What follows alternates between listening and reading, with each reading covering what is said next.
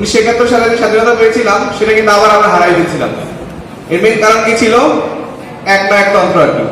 একনায়কতন্ত্র যদি আবারও কায়েম হয় তাহলে কিন্তু আবারও দ্বিতীয় স্বাধীনতা হারাই ফেলবো আর কি। একনায়কতন্ত্র যেন না চালু হয়, দেশের মধ্যে যেন এটা না থাকে, জাতীয় ঐক্য এবং যত ধরনের রাজনৈতিক দল আছে সবাই যেন এক হয়ে কাজ করতে পারে, এক হয়ে দেশের সংস্কার করতে পারে, এক হয়ে দেশের উন্নতি করতে পারে, সেই লক্ষ্যে আজকে কিন্তু এই প্রোগ্রাম। স্বৈরাচার তখনই সৃষ্টি হয় যখন সেটা এককভাবে হয়ে যায় আর কি। একটা ফ্যামিলি 15-16 বছর ধরে দেশ শাসন করতেছে, তাহলে তাদের মধ্যে দুর্নীতি আসবে না, কাজের মধ্যে আসবে।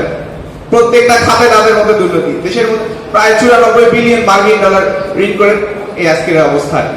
তো দেশে যেন এরকম স্বৈরাচার না সৃষ্টি হয়, কোন একনায়কতন্ত্র যেন না সৃষ্টি হয়, সেই লক্ষ্যে আমাদের ঐক্যের প্রয়োজন।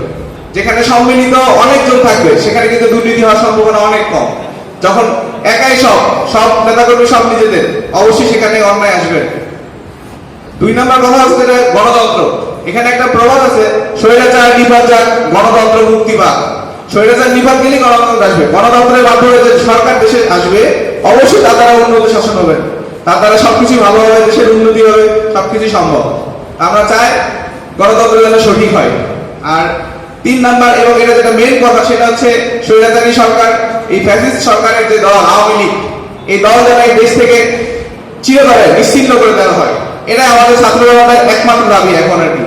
এই সামনে যে রাজনৈতিক নির্বাচন আসবে সেখানে যেন তারা কোনোভাবে স্থান না পায়, তাদেরকে যেন নিষিদ্ধকরণ করা হয়, এই দাবি একমাত্র আমাদের জোর দাবি আর কি। এই হচ্ছে আমার বক্তব্য। ইনকিলাব জিন্দাবাদ।